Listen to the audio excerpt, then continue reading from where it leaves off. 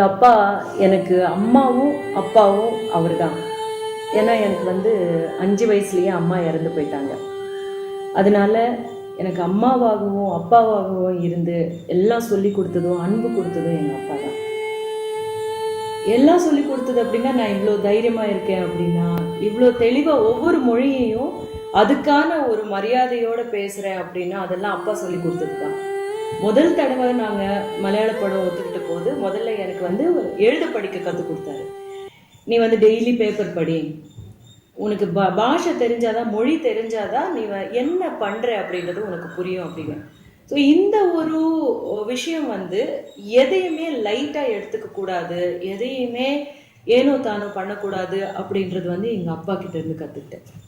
ஆக்சுவலாக நம்ம அப்பாக்களை கொண்டாடுறதே கிடையாது, அம்மாவை தான் ரொம்ப கொண்டாடும். அம்மா அம்மான்னு அம்மா எல்லாம் கொண்டாடப்பட வேண்டியவங்க தான். ஆனாலும் அப்பாக்கள் ரொம்ப ஒரு சைலண்ட் பில்லர் மாதிரி இருப்பாங்கல்ல நம்ம வாழ்க்கையில. அதிகமாக எதையுமே வெளியே காட்டிக்காம அப்படி பேசாம இருக்கிறதுனால நம்ம அப்பாவை பெருசாக கொண்டாட மாட்டோம். ஆனால் கொஞ்சம் யோசிச்சு பார்த்தோம் அப்படின்னா, ஒரு ரொம்ப இக்கட்டான நிலைமையில நம்ம எடுக்கிற டெசிஷன்ஸ் எல்லாமே நம்ம அப்பா நமக்கு சொல்லி கொடுத்த விஷயங்கள மேலதான் இருக்கும். அதனுடைய அடிப்படையில தான் நம்ம ஒரு டெசிஷன் எடுப்போம். அப்போ அப்பா நமக்கு எப்படிப்பட்ட ஒரு வழிகாட்டியா இருக்காரு அப்படின்றது அப்போதான் நமக்கு புரியும். அந்த விதத்துல எந்த நேரத்துலையுமே தளர்ந்துடக்கூடாது, எப்பவுமே ஹாப்பியா இருக்கணும், அப்புறம் எதையாவது கற்றுக்கிட்டே இருக்கணும் அப்படின்னு எங்கள் அப்பா கிட்ட இருந்ததை நான் கற்றுக்கிட்டேன். எங்கள் அப்பா இப்போ யோசிச்சு பார்த்தேன் அப்படின்னா, அவருடைய சிரிச்ச முகம் தான் எனக்கு ஞாபகம் வரும். எப்போவுமே கோபமாக இருக்கிற முகமோ இல்லை கவலையோடு இருக்கிற முகமோ ஞாபகமே வராது. சிரிச்ச ஒரு முகம்தான். அப்படியே ஒரு தேவானந்த் மாதிரி இருப்பார்.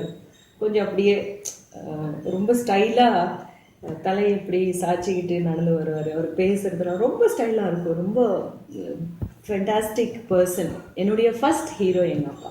அவருக்கு ரொம்ப நல்லா சமைக்க தெரியும், எனக்கு தெரியாது. நல்லா ரிஷிக்கு நல்லா சமைக்க தெரியும்.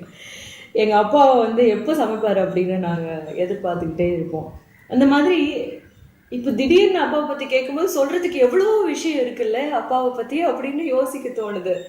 ஆனால் நான் எப்போவுமே அப்பாவை தான் கொண்டாடி இருக்கேன். ஏன்னா எனக்கு யோசிச்சு பார்த்தா அப்பா தான் எல்லாமே.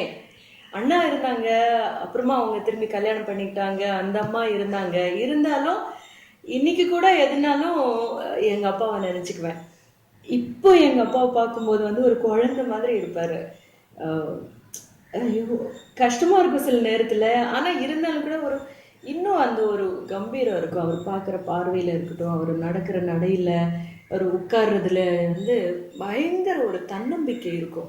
நான் யோசிப்பேன், இந்த ஏஜில் இப்படிப்பட்ட ஒரு தன்னம்பிக்கையோட ஒரு முழுமையோட இருக்கணும் அப்படின்னா அப்பா மாதிரி தான் நம்ம யோசிக்கணும், அப்பா மாதிரி தான் எல்லா விஷயங்களையும் எடுத்துக்கணும் அப்படின்னு. அதை விட ஒரு அப்பாவுடைய ஒரு பங்களிப்பு நம்ம வாழ்க்கையில என்ன இருக்கு யோசிச்சு பார்த்தோம் அப்படின்னா, நான் ரிஷிக்கு அவங்க அப்பா அவனுக்கு 9 வயசுல இல்லாமல் போன போது நான் அந்த 2 ரோலும் எடுக்க வேண்டியதாக போச்சு. நானும் அதே தான் நினைப்பேன். எங்கள் அப்பா எனக்கு எப்படி அம்மாவும் அப்பாவாகவும் இருந்தாரோ அதே மாதிரி ரிஷிக்கு நான் அம்மாவாகவும் அப்பாவாகவும் இருக்கணும் அப்படின்னு சொல்லி, எந்த அளவுக்கு அவனுக்கு அன்பும் அரவணைப்பும் கொடுக்குறேனோ அதே அளவுக்கு ஒரு ஸ்ட்ராங் பில்லர் தான் அவனுக்கு அப்படின்னு ஒரு சில நேரத்தில் ரொம்ப சைலண்டாக இருப்பேன். அது அவனுக்கும் புரியும். ஸோ இந்த விதத்தில் அப்பா கிட்ட இருந்து ஒரு தொடர்ச்சியாக நிறைய விஷயங்களை அடுத்த ஜென்ரேஷனுக்கு கொண்டு போகிறோம் அப்படின்னு நினைக்கிறேன். நம்ம அப்பாவை கொண்டாடுவோம். நம்மளுடைய வாழ்க்கையில் இருக்கிற நம்மளுடைய பிரத்யட்ச தெய்வம் அப்படின்னு சொன்னால் அப்பாவும் அம்மாவும் மட்டும்தான். அவங்கள கொண்டாடுவோம்.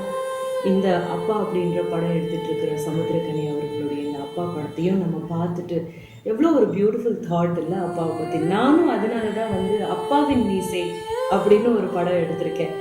ஏன்னா எனக்கு தெரிஞ்சது அப்பா தான், ஏன்னோ. ஸோ அதை பற்றி தான் என்னால் பேச முடியும், எனக்கு தெரிஞ்ச விஷயத்தை பற்றி தான் பேச முடியும் அப்படின்றதுனால தோழர் சமுத்திரக்கனி அவர்களுக்கு என்னுடைய மனமார்ந்த வாழ்த்துக்கள். உங்களுடைய அப்பாவை படம் நல்ல வெற்றி அடையணும். சொல்ல வர்ற செய்தி எல்லாருக்கும் போய் சேரணும்.